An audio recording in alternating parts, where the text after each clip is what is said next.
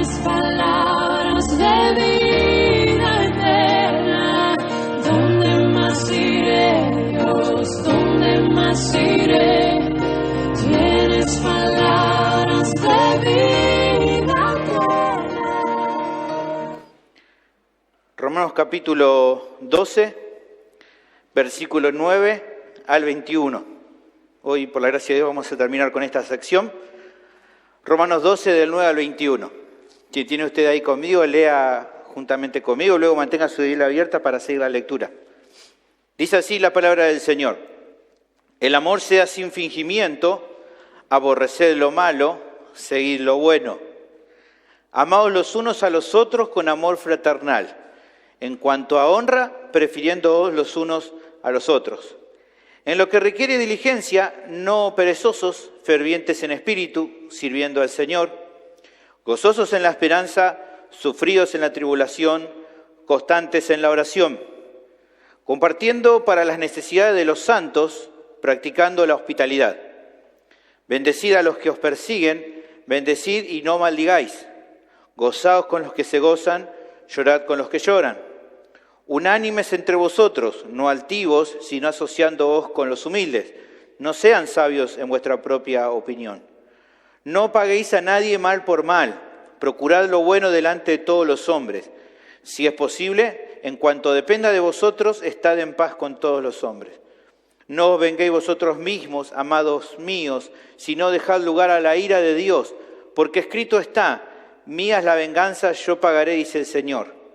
Así que, si tu enemigo tuviere hambre, dale de comer, si tuviere sed, dale de beber, pues haciendo esto, ascuas de fuego amontonarás sobre su cabeza. No seas vencido de lo malo, sino vence con el bien el mal.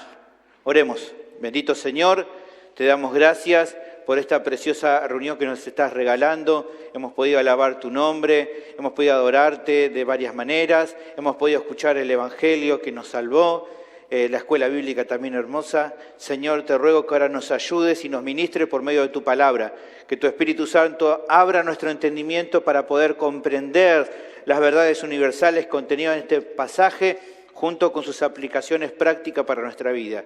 Que al entenderlas las podamos creer y una vez que podemos creerlas también obedecerlas para que de esta manera nuestras almas puedan ser edificadas, nuestras vidas puedan ser cada día más como Cristo. Ayúdanos en eso. Ayúdame, Señor, a exponer fielmente tu palabra, que pueda ser claro, sencillo y que pueda llenarme con tu espíritu para poder predicar, Señor, de la manera que a vos te agrade. Ayúdame en este tiempo, guíanos. Pido esto en el nombre de Jesús. Amén. El título del sermón es La salvación conlleva un cambio de vida. Hoy es la cuarta parte. Si alguno de ustedes no ha estado en las anteriores, le puede pedir a mi hermana Cindy. ¿Dónde está Cindy? ¿La veo? Allá al fondo. Le pueden pedir a la hermana Cindy que ella le va a dar una copia. ¿Está bien? Si usted necesita, si yo no pude estar en algunos, quisiera tener el bosquejo anterior, le pide a ella que le puede dar una copia. ¿Está bien? Decíamos entonces que es la cuarta parte y para comenzar me gustaría pensar de que probablemente una de las cuestiones que acontece a medida que las personas van creciendo en la vida es la realidad de que lo busquen o no, surgen entredichos con personas o situaciones de tensión o de conflicto. Gracias. Vamos a ver, acá ponemos. ¿Por qué no se pueden evitar estas peleas, conflictos que a veces surgen? Bien, creo que hay estudiosos que han estudiado sobre el tema de los problemas, de las situaciones difíciles, y cada uno de estos estudiosos expone diferentes opiniones para responder a esto, de por qué no se puede eludir a veces los conflictos. E intentan explicarnos las razones e incluso a veces dar soluciones, y a veces algunas propuestas pueden sonar más lógicas que otras. Ahora bien, la Biblia nos enseña que en verdad, por sobre cualquier otra razón que se pueda esgrimir, en últimas cuentas, es a causa del pecado que las relaciones humanas no pueden ser nunca del todo buenas como uno pensaría o desearía. Siempre la razón o la raíz de los conflictos tiene relación con el pecado. Relaciones que muchas veces son afectadas y que solamente pueden ser reparadas en un sentido por medio de la obra de Cristo. Como vemos un poco en Efesios capítulo 2, versículo 14, se habla de Jesús y ahí en ese pasaje Pablo dice, porque Él, Jesús, es nuestra paz, que de ambos pueblos hizo uno, derribando la pared intermedia de separación, aboliendo en su carne las enemistades, la ley de los mandamientos expresado en ordenanzas, para crear en sí mismo de los dos un solo y nuevo hombre, haciendo la paz. Es por medio de Cristo que se soluciona el conflicto del hombre con Dios, pero también el conflicto entre los seres humanos. Es por medio de Cristo que se puede solucionar el problema, porque en definitiva el problema pasa por un tema del corazón. Es la maldad que surge del corazón del ser humano lo que provoca que las personas justamente muchas veces se maltraten, se violentan, se agredan de manera física y a veces también verbal. En Marcos capítulo 7, versículo 20, el Señor Jesús hacía un diagnóstico del corazón del hombre y decía, Jesús decía que lo que del hombre sale, así dice Marcos 7, eso contamina al hombre, porque de dentro del corazón de los hombres, ¿qué nacen o qué salen? Justamente los malos pensamientos, los adulterios, las fornicaciones, los homicidios, los hurtos, las avaricias, las maldades, el engaño, la lascivia, la envidia, la maledicencia, la soberbia, la insensatez. Todo esto que justamente contribuye a los problemas que generan en las relaciones. Todas estas maldades de dentro salen y contaminan al hombre. Pablo también en su tremenda reseña acerca de la universalidad del pecado, en Romanos capítulo 3, versículo 12, podemos ver, habla acerca de la realidad de que todos están bajo pecado y empieza a mencionar algunas consecuencias, algunas de las situaciones que se pueden ver en las personas a causa del pecado. Dice, todos se desviaron, a unas se hicieron inútiles, no hay quien haga lo bueno, no hay ni siquiera uno. Sepulcro abierto es su garganta, con su lengua engañan, veneno de áspides hay debajo de sus labios. Su boca está llena de maldición y de amargura, sus pies se apresuran para derramar sangre, quebranto y desventura hay en sus caminos, y no conocieron camino de paz.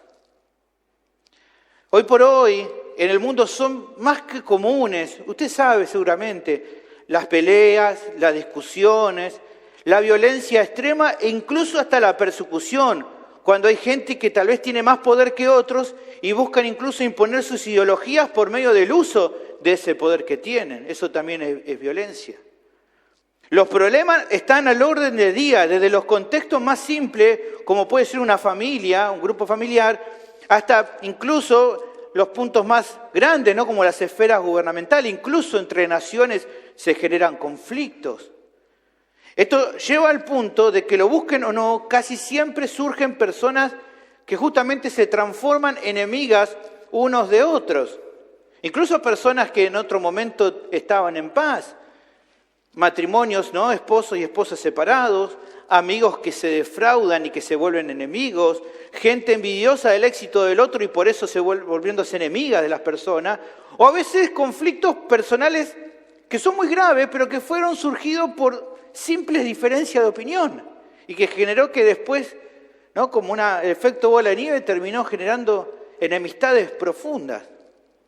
En estos ejemplos podemos entender cómo es que se llega a la situación actual en el mundo que justamente está lleno de resentimiento, de odio, de rencor y de muchos otros sentimientos adversos hacia los demás, que lleva a los seres humanos a un deseo o una inclinación muy fuerte por perjudicar a otros de la manera en que puedan.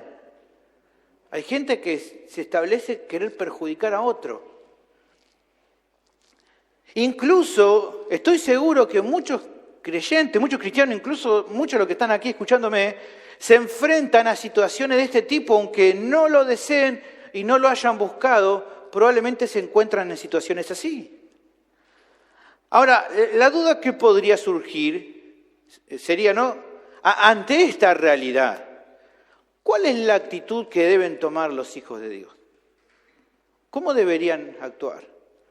¿Cómo tenés que responderle a aquellas personas del mundo que te han expresado su odio o que no te quieren y que en ocasiones buscan maltratarte? ¿Cuál debería ser tu respuesta? ¿Qué es lo que Dios espera? Bueno, algo de esto se trata en esta cuarta parte del texto que estoy exponiendo. Justamente vamos a ver un poco de esto. La vida nueva en Cristo, como dijimos, es también nueva respecto a cómo lidiar con esta clase de situaciones. Es interesante porque probablemente diga, no, pues yo ya sé cómo resolver, porque en el mundo yo ya sabía cómo resolver esto. No, bueno, pero Dios te manda a andar de una manera tal vez muy diferente en comparación a cómo antes podías llegar a responder a estas personas. Algunos van a decir, antes yo le regalaba un par de piñas y ya está, ya acomodaba las cosas, se solucionaba rápido el asunto. Bueno, eso era en el mundo. Ahora queremos ver lo que Dios quiere que hagamos. Y si tu deseo justamente es presentar tu vida como un sacrificio agradable a Él, si como recién cantaba querés ser un siervo para su gloria, se requiere que obedezcas a su voluntad y no hacer lo que a vos te parezca. Por lo tanto, estoy seguro de que en esta sección va a ser de mucha edificación para tu vida, ya que hay muchas ocasiones donde seguramente vas a tener que lidiar con conflictos, con maltratos y ocasiones en las cuales incluso probablemente vas a tener la tentación de querer vengarte, ¿no? Tomar represalias contra el que te lastimó. Por eso anhelo que el Señor te fortalezca hoy por medio de su palabra para que puedas hacer las cosas dando un buen testimonio a los demás del cambio sobrenatural que Dios hace justamente en lo suyo, incluido vos, que sos también su hijo. El tema del sermón entonces es el mismo de las semanas anteriores. A partir de lo que Dios ha hecho por ellos, los creyentes son llamados a cumplir con los deberes propios de su nueva vida. A partir de lo que Dios ha hecho con tu vida, sos llamado a cumplir con los deberes, con los requisitos propios de la nueva vida que recibiste. ¿Cuáles son esos requisitos? Bueno, el texto presenta 4 categorías que engloban a estos requerimientos. ¿Estamos bien? ¿Se entendió por dónde vamos hoy? ¿Estamos bien allá en el fondo? ¿Se escucha bien? Bien, ahí levantaron una mano, me quedo tranquilo. Vamos a ver entonces la cuarta categoría, la tenemos del versículo 19 al versículo 21. Los hijos de Dios no deben actuar vengativamente ni siquiera contra sus enemigos personales. Los hijos de Dios no deben actuar vengativamente ni siquiera contra sus enemigos personales. Seguramente muchos, o quizá algunos no, pero yo pongo que sí, que capaz que alguien se dio cuenta, de que hice un cambio en la estructura del sermón. Hace un par de domingos atrás remarcaba que el texto presentaba 3 categorías acerca de los deberes que los creyentes tenían que cumplir. Y no 4, como empecé ya a mencionar desde la semana pasada. Al comienzo, allá en el tiempo cuando empecé con esta sección, hablaba de 3 categorías. A partir de la semana pasada empecé a hablar de 4. Y bueno, esto tiene que ver que, habiendo revisado con más detalle, considero a los últimos versículos que hemos leído, versículo 19 al 21, como una categoría aparte de las anteriores. Por eso de 3 categorías, como dije al principio, ahora pasamos a 4. Por eso nos quedaba una para ver en el día de hoy. Ahora, ¿por qué hice este cambio? Bueno, antes de responder eso, hagamos, creo yo, un breve repaso que nos va a ayudar a ver un poco la diferencia. Habíamos dicho en la primera parte de este sermón que la primera categoría se centraba en las actitudes personales que los creyentes deben procurar a partir de su nueva vida, lo que son las actitudes personales que se esperan a los creyentes. Lo vimos en el versículo 9, un amor sin fingimiento, un amor sin hipocresía y una búsqueda de la santidad. ¿Se acuerdan? Aborrecer lo malo y seguir fuertemente lo bueno. Luego, la segunda parte, vimos la segunda categoría ya referida a las actitudes adecuadas que eran mutuas de los cristianos respecto a la familia de la fe, que la definimos como los deberes de unos a otros. Eso iba del versículo 10 al versículo 13. Hablamos de un amor fraternal, hablamos de honrar a los demás antes que a uno mismo y ser diligentes en el servicio mutuo que nos ofrecemos unos a otros. Hablamos también de que las aflicciones que padecen los creyentes de una iglesia local tienen que buscarse los creyentes mutuamente a animar a los demás al gozo en la esperanza, a mantenerse firmes en las tribulaciones y a orar constantemente los unos por los otros en medio de estas aflicciones. También, finalmente, hablamos en esa segunda parte de que debemos ser mutuamente generosos, misericordiosos y hospitalarios, unos a los otros. Hablamos de eso también. Luego, la vez anterior, hablamos de la tercera categoría, que ya se refería no solo a las actitudes correctas con los hermanos en la fe, sino con todas las personas en general. Eso lo vimos del versículo, ¿se acuerdan? 14 al versículo 18, que fue la semana pasada. Hablamos de que era necesario bendecir a los que nos maltratan y no maldecirlos. Hablamos de que es importante, de manera general, mostrar empatía, tanto en el gozo como en el sufrimiento de los demás. Hablamos de actuar con humildad y a no ser sabios en nuestra propia opinión. Y por último hablamos de no devolver mal por mal, sino actuar con bondad, con la meta finalmente de que en lo que dependa de nosotros estemos en paz con todas las personas. Con eso terminamos la vez pasada. A partir de eso se da una sección aparte, la última de todo el pasaje, que en este caso no creo que se traten de actitudes propias del creyente respecto a las relaciones con todas las personas en general, sino de manera particular con un grupo especial de personas con las cuales el creyente se puede relacionar. Por eso es que ya lo separé como una categoría aparte, como una cuarta categoría, un grupo especial, ya no es con todas las personas en general. La respuesta entonces de este cambio que planteaba acerca de la razón de la modificación es la siguiente. A diferencia de las situaciones que se mencionaban en la sesión anterior, donde se hablaban, por ejemplo, de maltratos que podían acontecer en situaciones con todas las personas, ¿se acuerdan que hablamos? A veces somos maltratados por creyentes y a veces por incrédulos, y en la sección anterior hablamos de las actitudes generales con todos. En este caso hay aquí un cambio. En la sección anterior, ¿se acuerdan que vimos y pudimos entender que se hablaba de situaciones generales con todas las personas porque se mencionaba varias veces la frase con todos los hombres? Todos los hombres, hablaba de una situación general. Pero ahora en esta sección se menciona otra categoría. En el versículo 20 se menciona enemigos, tu enemigo. Entonces, como dirían en un provinciano, acá la cosa cambia, acá hay otra manera de hablar. Ya no es lo mismo que lo que estábamos viendo antes. Ahora, tu enemigo, enemigos, ¿quiénes serían estos enemigos de cuáles está hablando aquí el pasaje? Bueno, evidentemente se trata de aquellas personas que no es que ocasionalmente te pueden maltratar. Evidentemente, para hacer un ejemplo, tu esposa te puede maltratar, pero tu esposa, se supone, no es tu enemigo. ¿Se ve la diferencia? No es lo mismo. Se trata ya de que estas personas, de manera deliberada y abierta, en muchos momentos determinan despreciarte o tratarte de una mala manera, con mayor o con menor intensidad, pero es continuo, ya no es en una ocasión, es todo el tiempo. Se trata, por ejemplo, de hombres o mujeres que han tomado esta actitud porque, por ejemplo, no comulgan con tu fe o con tu estilo de vida. Y eso los enfurece.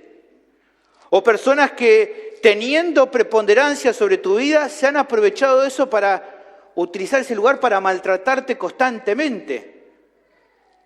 O incluso por ahí alguien que a causa de tus malas actitudes en el pasado, cuando todavía no eras creyente, estén resentidos y te odian. Y que por más que ahora has cambiado, esa persona no le importa. Vos le decís, pero yo ya no soy el de antes, no importa. Esos son algunos ejemplos. Son personas que en definitiva, a causa del odio, del desprecio que te tienen, como diríamos nosotros, si pudieran pisarte la cabeza, probablemente lo harían. De acuerdo a lo que este pasaje presenta, es claro que los creyentes deben considerar entonces que no van a estar exentos. Si yo no tengo esta clase de enemigos, no sé, si te pones a pensar hilar fino, hay personas que probablemente estén en esta situación, tengas una relación de este tipo.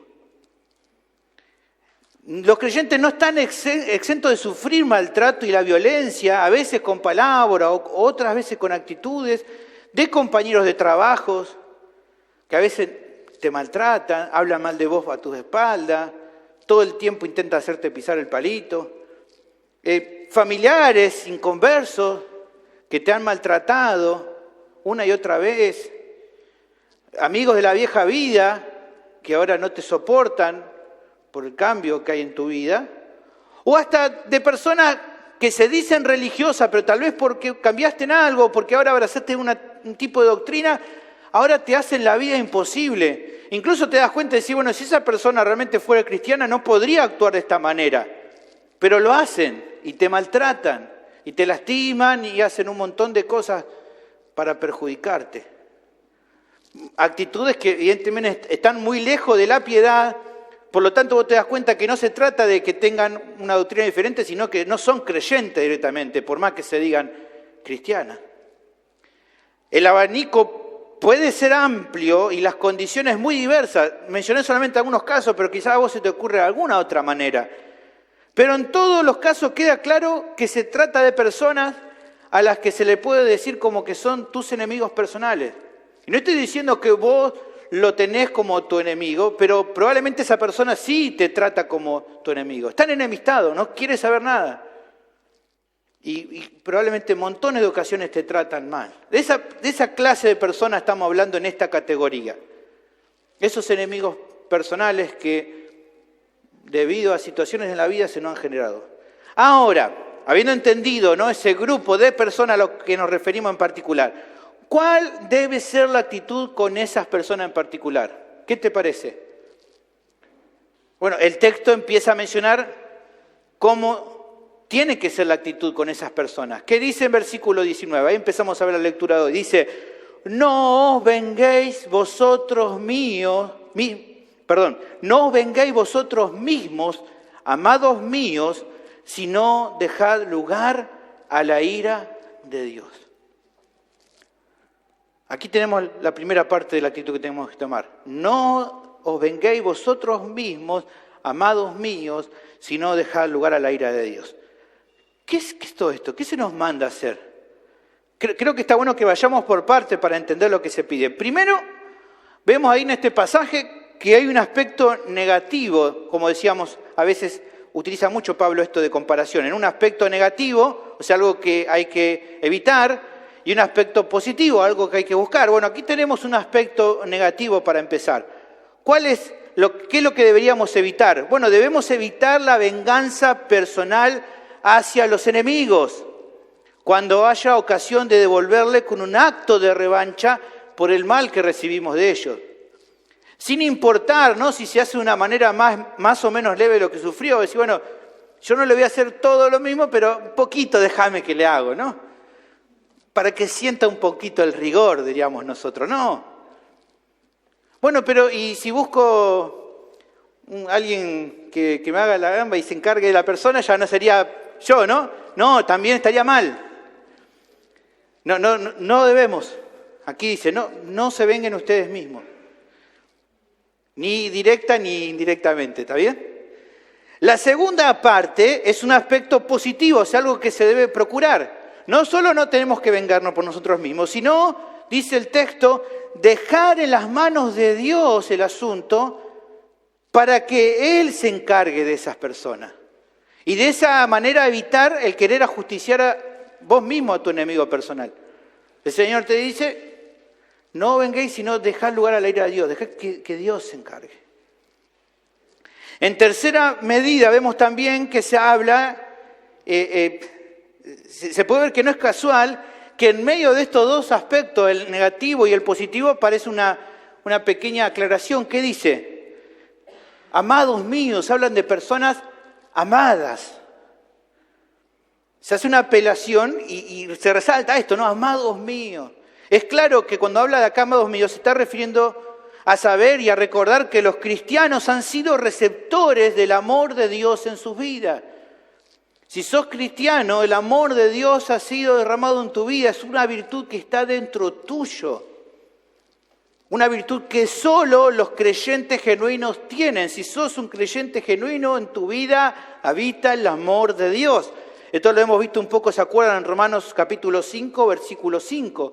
Y la esperanza no avergüenza, porque el amor de Dios ha sido derramado en nuestros corazones por el Espíritu Santo que se nos fue dado.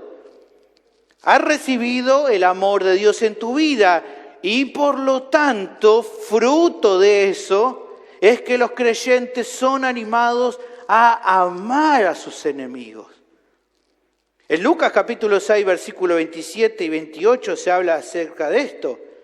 Dice, pero vosotros los que oís, os digo, dice Jesús, amad a vuestros enemigos, haced bien a los que os aborrecen, bendecid a los que os maldicen y orad por los que os calumnian.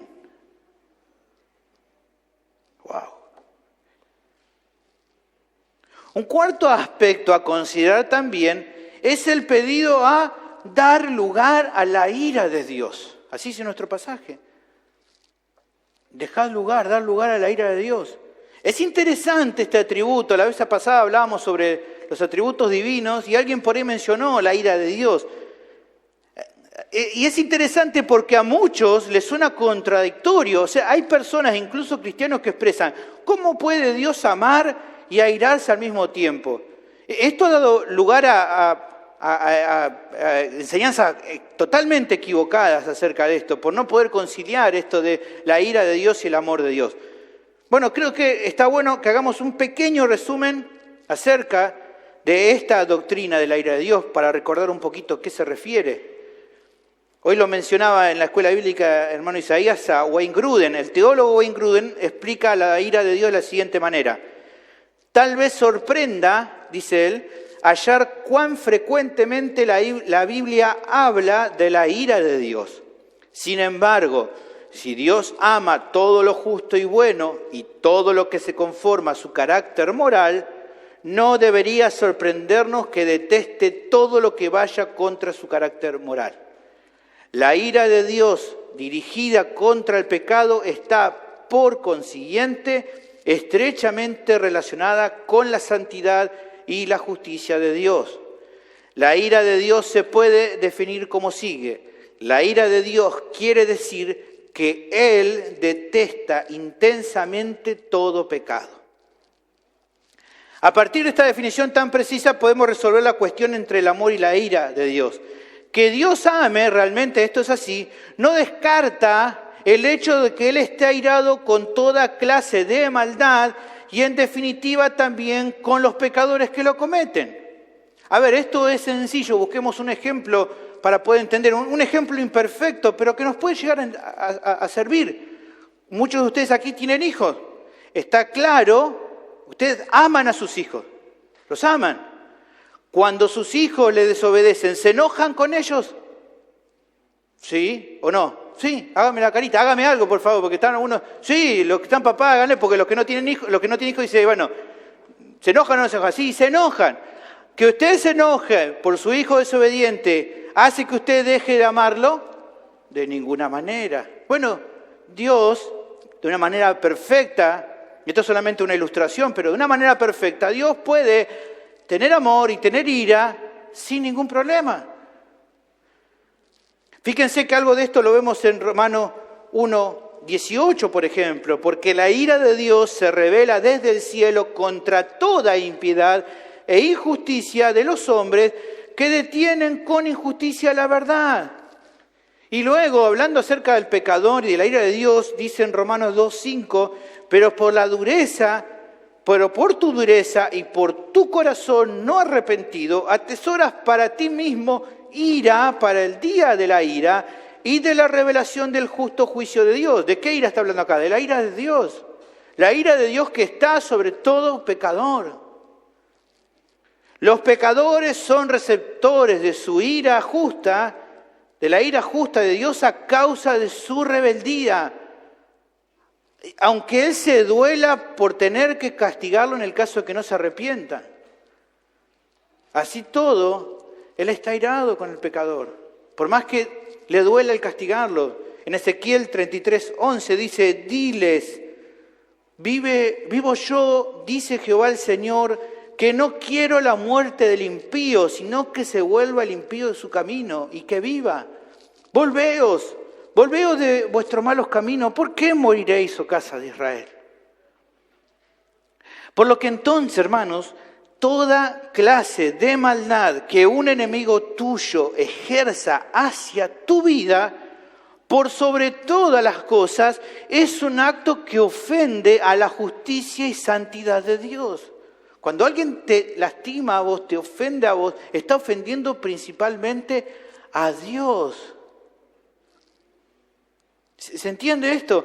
Para ilustrar simplemente, ¿se acuerdan la parábola del hijo pródigo? Cuando el hijo pródigo vuelve, ¿qué es lo que le dice al padre? He pecado contra el cielo y contra ti. Principalmente su pecado era contra Dios por haber maltratado a su padre.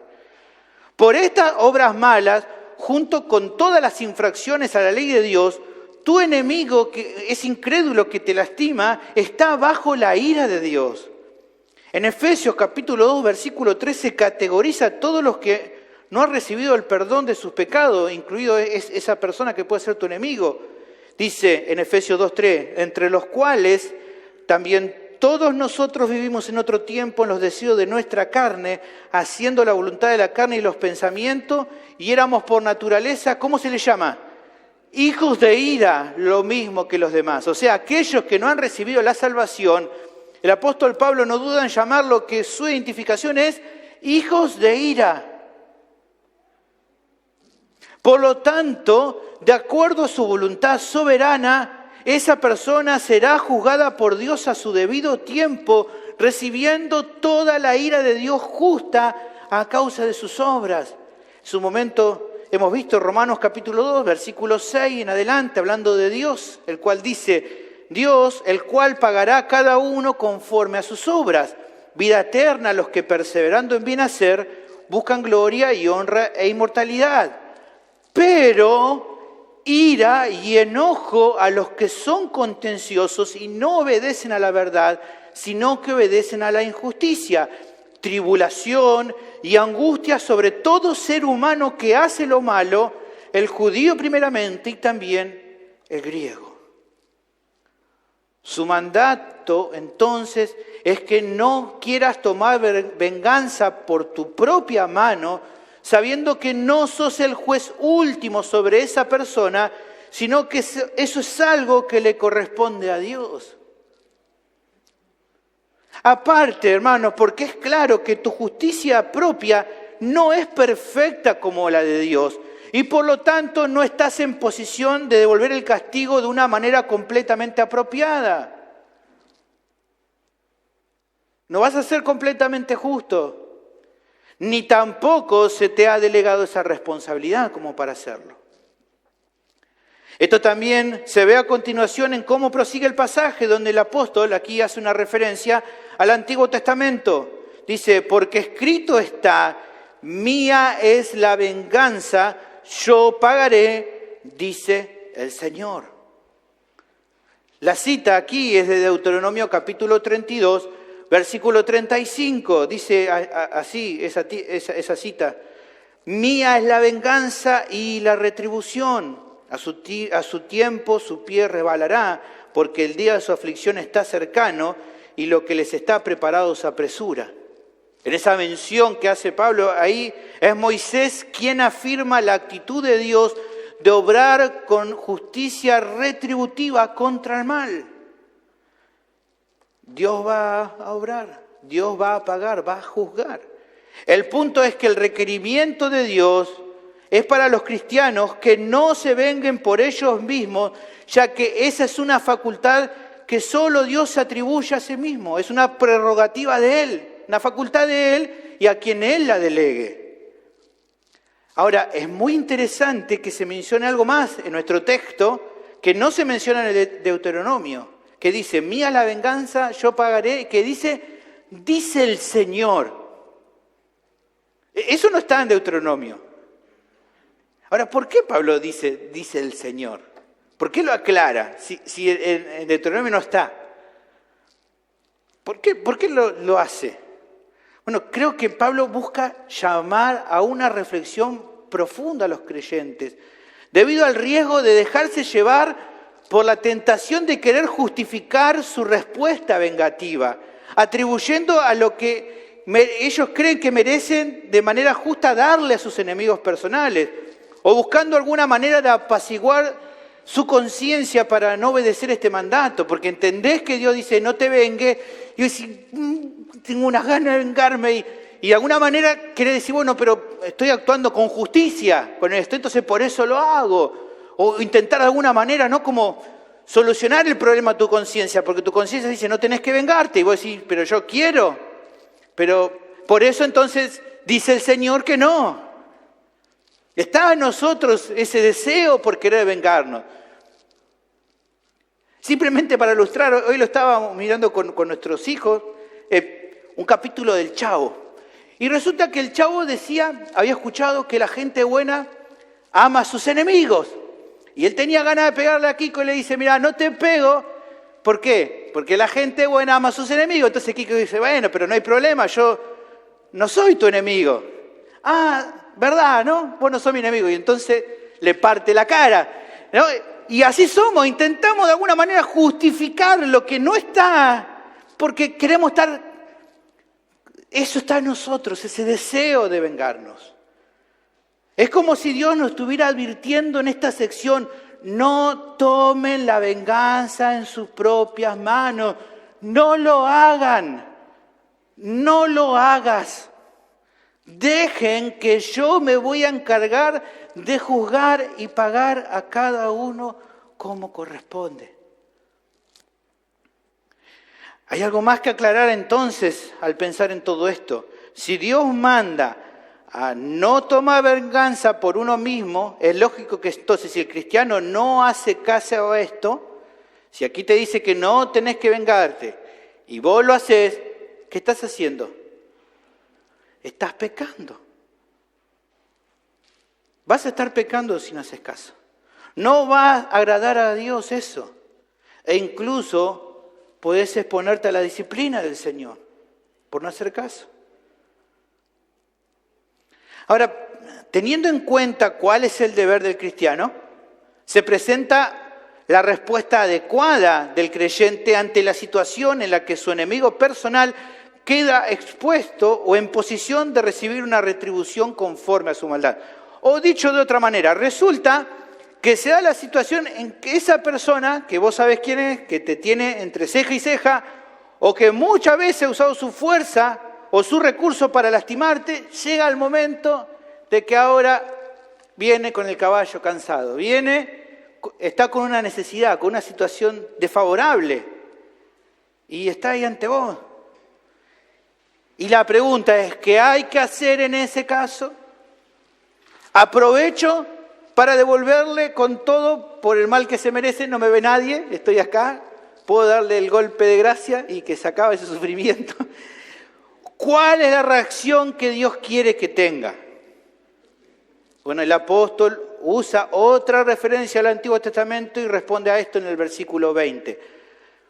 Así que, considerando el concepto, el requerimiento de Dios, y ahí toma la referencia y dice, así que si tu enemigo tuviere hambre, dale de comer. Si tuviere sed, dale de beber, pues haciendo esto, ascuas de fuego amontonarás sobre su cabeza. Las citas de Proverbios aquí, capítulo 25, versículo 21, versículo 22, dice así, Proverbios, si el que te aborrece tuviere hambre, dale de comer pan. Y si tuviere sed, dale de beber agua, porque ascuas amontonarás sobre su cabeza y Jehová te lo pagará. En esta cita se expone justamente el principio al que hace referencia en esta parte. Cuando alguien que te aborrece, que te odia, alguien que pueda considerarse como tu enemigo personal, estuviera en situación de debilidad y con una necesidad, que tu respuesta no sea la venganza o el aprovechar que está en esa condición para vengarte de él, sino, en cambio, que sea la de tener misericordia, incluso si hace falta, proveyendo para su necesidad. O sea, que el requerimiento de Dios es que lo ayudes en esa situación en particular. O sea, no solamente que no tomes venganza por tu propia mano, sino que si si necesitara alguna situación, estuviera en situación de necesidad, que lo puedas ayudar. Y qué contraste, ¿no? Como nuevamente estamos viendo, es algo que no tengo que hacer y algo que sí tengo que hacer. Nuevamente está el contraste. No se lo merece seguramente, no se lo merece, pero no importa. Tu deber es mostrar misericordia con tu enemigo personal. ¿Cuál es el resultado que se puede esperar de esta actitud benévola? El apóstol lo cita desde el proverbio mencionado. Pues haciendo esto, ascuas de fuego amontonarás sobre su cabeza. ¿Qué significa esto de ascuas de fuego amontonar sobre su cabeza? Bueno, hay un montón de interpretaciones. Es difícil encontrar porque no hay mucha referencia de esto en sí en la Biblia. Así que hay muchas interpretaciones que hacen los eruditos en cuanto a esta frase. Algunos la relacionan con una costumbre muy antigua en la cual esto de ascuas de fuego, como unos carbones encendidos que se le ponían sobre un sartén encima de la cabeza de una persona para simbolizar la vergüenza o el sentido de culpa a causa de algo malo que se hacía. Algunos dicen que tiene que ver un poco con eso, pero eso no terminaría de responder cómo interpretarlo aquí. Bueno, considerando el contexto a lo que se refiere a la costumbre y repasando todo lo que se viene explicando y lo que vamos a ver en el último versículo de esta sección, creo que la interpretación tiene que ver con que al actuar de buena manera con alguien que no se lo merecía, eso puede llevar a esa persona a una actitud de vergüenza personal por sus malas acciones y que podría ser un medio que Dios use para llevar a la persona al arrepentimiento, a que reflexione y decir, lo que me merecía es que me diera una piña, pero en vez de darme una piña me da un pedazo de pan. Eso no lo hace cualquiera. Esta persona, yo me merecía que me llene la cara de dedos, pero me dio un vaso de agua.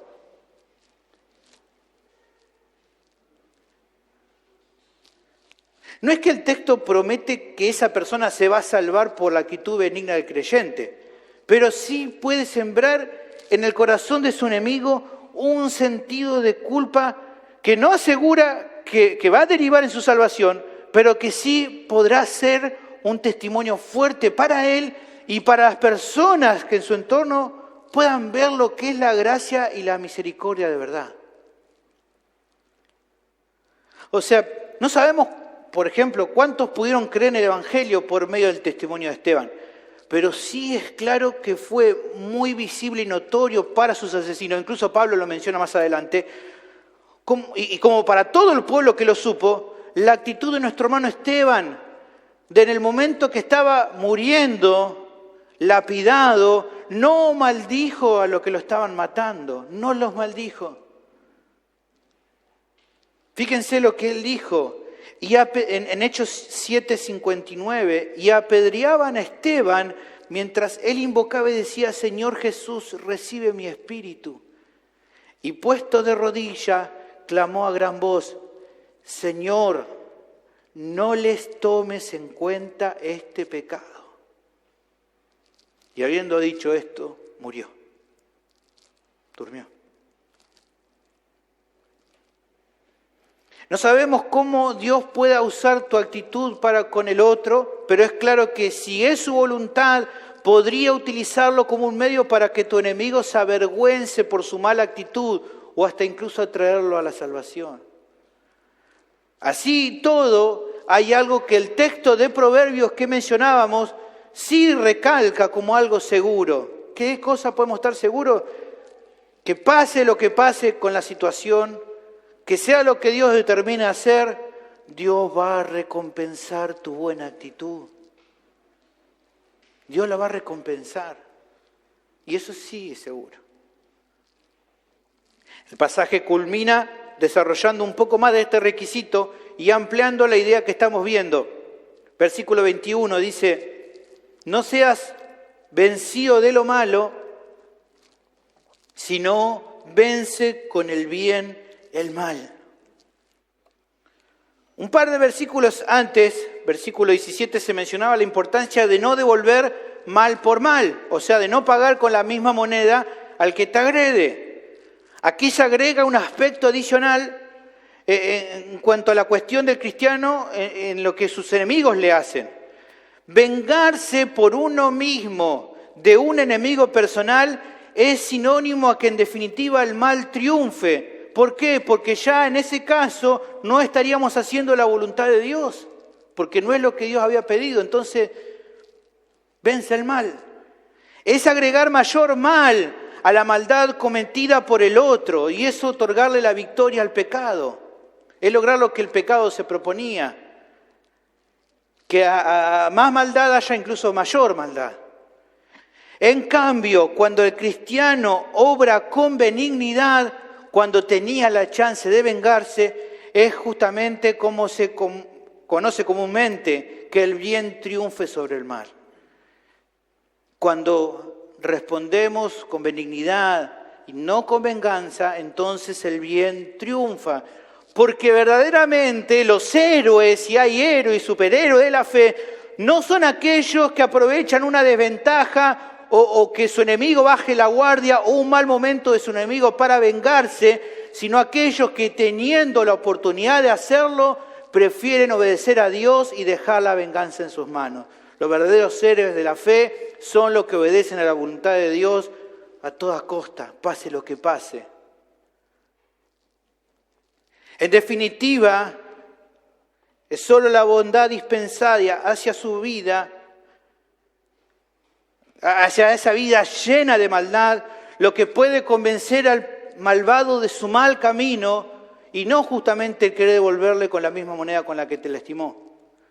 Vengarse no va a solucionar el problema, ni va a generar nada bueno en la vida de tu enemigo. Ahora, en todos estos lineamientos explicados encontramos entonces la cuarta categoría de mandatos que los creyentes deben cumplir a partir de considerar la salvación que han recibido. No tienen los creyentes que obrar con un espíritu vengativo, ni siquiera con sus enemigos personales. Deben amarlos, bendecirlos y no maldecirlos, no pagarles mal por mal. Y si están pasando un momento difícil y se le da la ocasión de ayudarlos cuando estén en necesidad, los creyentes no titubean en hacerlos, aunque no sean merecedores de tu bondad. ¿Por qué tendría que hacer eso? Porque es lo que Dios te manda a cumplir y porque es una manera en la cual podés honrar y adorar al Señor. En verdad, hermano, todo lo que Pablo enseña en esta sección final nos hace justamente recordar la predicación, la enseñanza de ¿quién? Del Señor Jesús.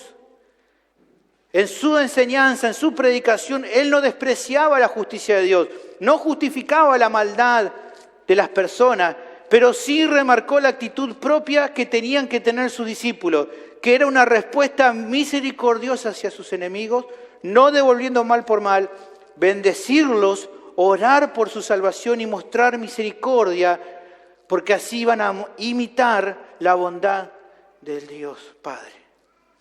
¿Se acuerdan Mateo 5:43? Oíste que fue dicho, amarás a tu prójimo y aborrecerás a tu enemigo. Pero yo os digo, dice Jesús, amad a vuestros enemigos, bendecid a los que os maldicen, haced bien a los que os aborrecen y orad por los que os ultrajan y os persiguen, para que sean hijos de vuestro Padre que está en los cielos, que hace salir su sol sobre malos y buenos y que hace llover sobre justos e injustos. Quizás a veces se generan ciertas controversias, ¿no? En el hecho de que Jesús pareciera que cambia la ley de Moisés, pero no es así. De hecho, cuando menciona el famoso ojo por ojo y diente por diente, que está ahí mismo en Mateo capítulo 5, versículo 38, no está queriendo decir Jesús que ese principio fuera incorrecto, sino que Jesús le da el sentido correcto. ¿Cuál era el sentido correcto? La ley debía juzgar en cuanto al hecho de que cada infractor debía pagar en la misma medida de lo que había hecho mal a su prójimo. Si el problema era por una oveja, la ley mandaba que se pagara por una oveja. Si el problema había sido un ojo, la ley mandaba que se pagara con un ojo. Y justamente la ley lo indica para que no sea ni más ni menos que eso. No es que si rompió una oveja, el otro tenga que pagar 5 ovejas. No, tenía que ser justa la ley. Ahora, eso era lo que tenía que hacer la ley o cómo la ley de Dios tenía que juzgar. Pero ese principio del ojo por ojo, diente por diente, no era aplicable para una venganza personal. Era utilizado, debía ser utilizado por la ley que juzgaba a la nación, pero no para que los que querían vengarse pudieran usarla. Ahora, el problema era justamente que los maestros de la época de Jesús habían malinterpretado este mandato. Y lo habían llevado incluso al extremo, lo mismo con amar al prójimo y aborrecer al enemigo. Y lo habían llevado al extremo de enseñar e incentivar al pueblo a tratar como bondad, pero solo a las personas que ellos pensaban que eran buenas, y a legitimar el maltrato o el odio hacia la gente de mala reputación, hacia los publicanos, hacia las prostitutas, incluso también tener esta actitud de odio hacia los gentiles y especialmente hacia los samaritanos. Con eso está bien, odias al samaritano, perfecto, se lo merece, porque sigue al judío malo, a los amigos todo, a los enemigos ni justicia, no, nada para con esos. Por eso, incluso la actitud de Jesús de comer con publicanos, a los fariseos les resultaba despreciable. ¿Cómo se van a juntar con esa calaña? ¿Cómo su maestro se va a juntar con ellos? Ellos, estos hombres religiosos, no entendían la bondad de Dios, porque en verdad rechazaban al Dios de toda bondad y ponían por delante su orgullo personal o el verse mejores que otros, y por ende despreciar a todos los que no andaban en sus mismas sendas. Pero más importante de toda la enseñanza que Jesús dio, que ayudó a entender correctamente la voluntad de Dios, lo más impresionante de todo es que el Señor mostró su bondad y su amor por el mundo perdido, justamente al morir en la cruz en manos de pecadores. Incluso en el mayor momento de dolor, su misericordia se reveló en no pedir por el mal de ellos, sino por su bien. En Lucas capítulo 23, versículo 33 dice: y cuando llegaron al lugar llamado de la Calavera, le crucificaron allí, y a los malhechores, uno a la derecha y otro a la izquierda. Y Jesús decía: Padre, perdónalos, porque no saben lo que hacen. Jesús entregó su propia vida para que por medio de su sacrificio Dios pudiera reconciliar a los pecadores consigo mismo, como dice 2 Corintios 5:19. Por eso, hermanos, al mostrar benignidad a tus enemigos, no solo seguí las enseñanzas de los apóstoles y de Jesús, sino que también estás imitando a nuestro Señor. Pedro así lo explica en 1 de Pedro, capítulo 2, versículo 20. Pues, ¿qué gloria es si pecando sois abofeteados y lo soportáis? Mas si haciendo lo bueno sufrís y lo soportáis, esto ciertamente es aprobado delante de Dios. Pues para esto fuisteis llamados, porque también Cristo padeció por nosotros, dejándonos ejemplos para que sigan sus pisadas, el cual no hizo pecado ni se halló engaño en su boca, quien cuando le maldecían no respondía con maldición, cuando padecía no amenazaba, sino encomendaba la causa al que juzga justamente, quien llevó él mismo nuestros pecados en su cuerpo sobre el madero, para que nosotros, estando muertos a los pecados, vivamos a la justicia y sigamos su ejemplo.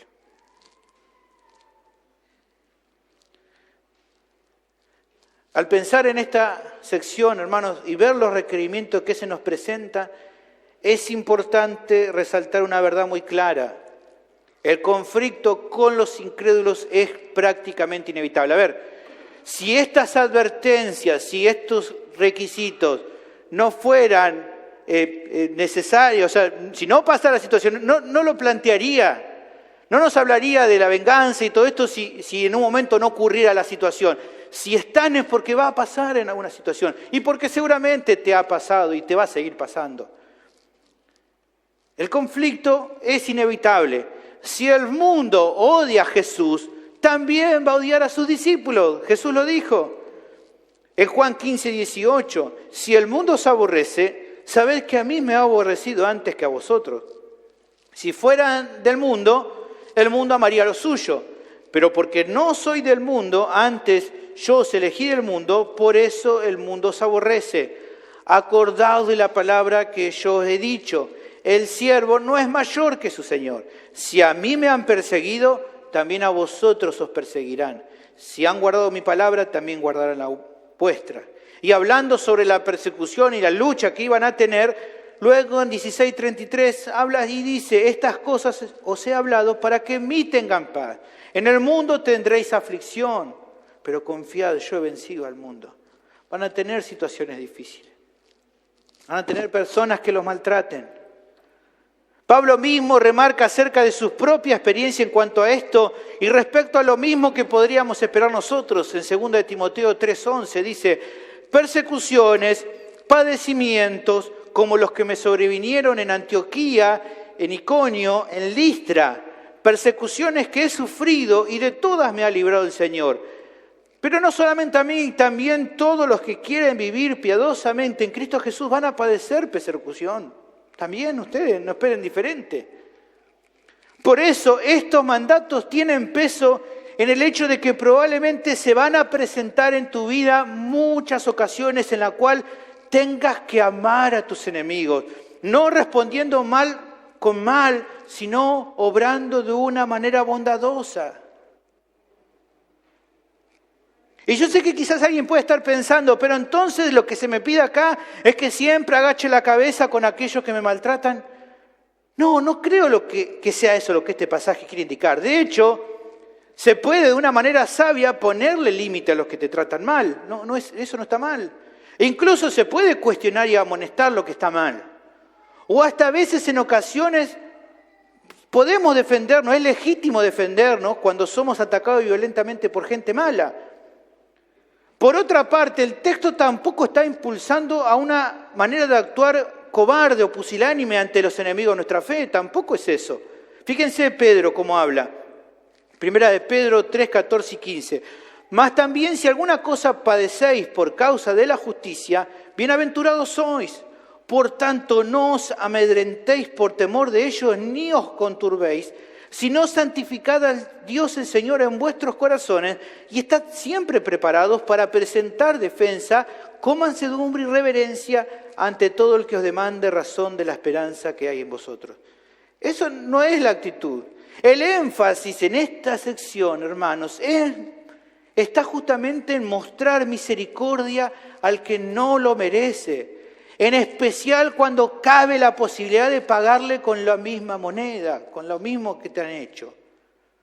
Cuando quede servida la venganza hacia tu enemigo, es ahí que se requiere que refrenes tu mano y no des lugar al deseo de devolver el mal.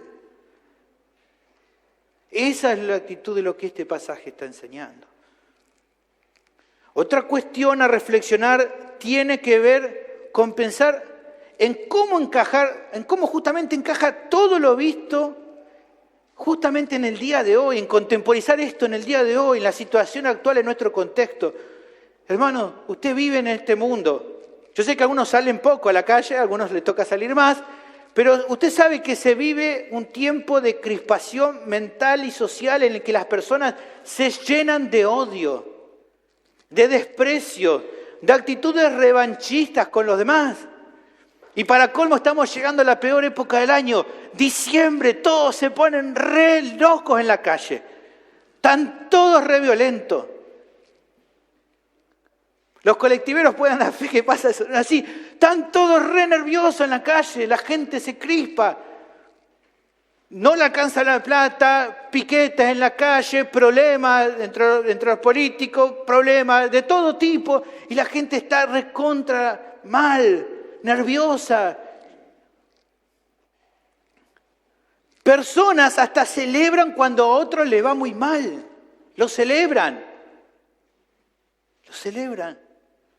No hace muchos años me pasó y a veces lo veo y todavía me genera esa sensación de tristeza.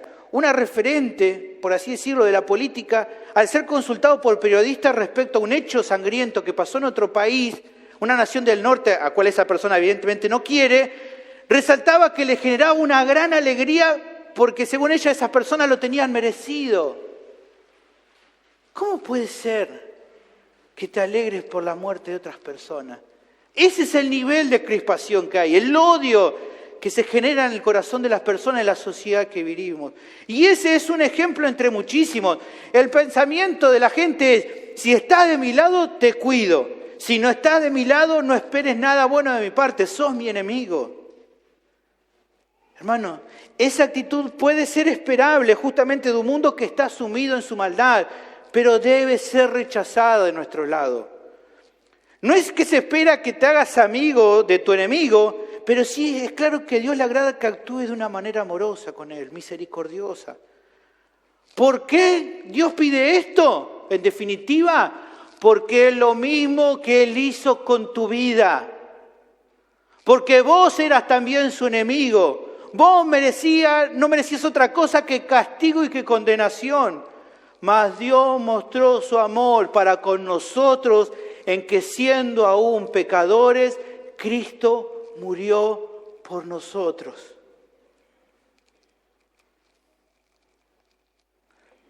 Cuando tu corazón recuerda eso, es que vas a poder mostrar una actitud semejante con los demás. Hubo una ocasión en la que a Jesús le preguntaron acerca de a quiénes se tenía que mostrar amor. Él les contó la historia de un supuesto enemigo de los judíos, un samaritano, que al contrario de lo que se esperaba, mostró amor por su prójimo. En Lucas 10:33 se menciona esta historia, dice Jesús, pero un samaritano que iba de camino vino cerca de él y viéndole a una persona que estaba tirada en el camino, que venía de Jerusalén, fue movido a misericordia. ¡Wow! No me la esperaba.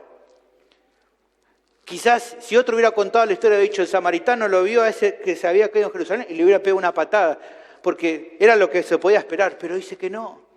El samaritano mostró misericordia y acercándose vendó sus heridas, echándoles aceite y vino y poniéndolo en su cabalgadura, lo llevó al mesón y cuidó de él. Otro día al partir sacó 2 denarios y los dio al mesonero y le dijo, cuídamele y todo lo que gastes de más yo te lo pagaré cuando regrese. Entonces Jesús le pregunta a esta persona que le había consultado, ¿quién pues de estos 3 te parece que fue el prójimo del que cayó en manos de los ladrones? Este hombre le dijo a Jesús, el que usó de misericordia con él. Entonces Jesús le dijo, ve y haz tú lo mismo. La respuesta que le da el Señor al que creía que su deber era actuar con misericordia, solo con aquello con lo que tenía una buena relación, es la misma que nos da a nosotros. Ve y haz tú lo mismo. ¿Por qué? Porque eso es lo que se espera de tu nueva vida. Ahora, quizás es muy probable que haya muchos que estén pensando, claro, pastor, usted dice todo esto porque no sabe lo que a mí me hicieron estas personas. Me dice, mirá, vamos a juntarnos esta semana y te cuento todas las cosas que me hicieron. Si usted estuviera en mis zapatos, no sé si podría decir con tanta liviandad todo esto que me dijo hoy. Mirá, mi respuesta es que es cierto, no estoy en tu lugar. En verdad entiendo eso, que no estoy en tu lugar, pero ¿sabes qué? Eso no es lo que importa. El que te exhorta a abandonar ese deseo de venganza no soy yo, es Dios. Es el Señor el que hoy te dice, no te vengas por vos mismo, deja que yo me encargue. Estoy seguro que si Él te está pidiendo esto, es porque es lo mejor para tu vida y para la mía. Y porque esto lo honra a Él. Tal vez te parezca que esto es injusto, porque estás pensando, pero si lo dejo pasar, seguro que esa persona se va a terminar saliendo con la suya. Mirá, la verdad es que no pienses así. Al final será el Señor mismo el que va a juzgar cada situación y lo va a hacer con rectitud. Por eso podés confiar en Él, podés dejarle la venganza a Él, porque nada va a quedar en el olvido. Pero por sobre todo, obedecer sus mandamientos va a traer gozo a tu alma cuando al fin de los tiempos recibas palabras similares a esta. Bien, buen siervo y fiel. Lo poco has sido fiel, sobre mucho te pondré. Entra en el gozo de tu Señor.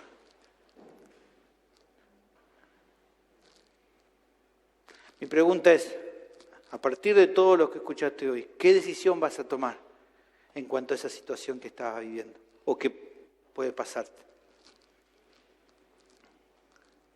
Creo que vale, finalmente, aclarar algo. Si tu vida todavía no está en Cristo, entonces la Biblia dice que sos enemigo de Dios. Su benignidad no va a estar a tu favor. De hecho, si todavía no ha descargado su ira con tu vida, es solo porque Él todavía tiene paciencia y tolerancia con tu vida. Pero no pienses que eso va a ser para siempre. Nadie tiene la vida comprada, ni nadie tiene la vida asegurada por cuánto tiempo o cuántos años. Si hoy mismo te vas de este mundo, te espera una condenación eterna en el infierno, el lugar que Dios ha preparado para todos los que le dieron la espalda, y para vos si todavía se las has dado. Pero la buena noticia es que el Evangelio nos testifica que en Jesús hay salvación para tu vida. Que Él vino al mundo para salvar a los pecadores, que murió en la cruz como un sacrificio sustitutivo, que fue sepultado, pero que también resucitó al tercer día con poder, confirmando que el Padre aceptó el pago por los pecados de la humanidad.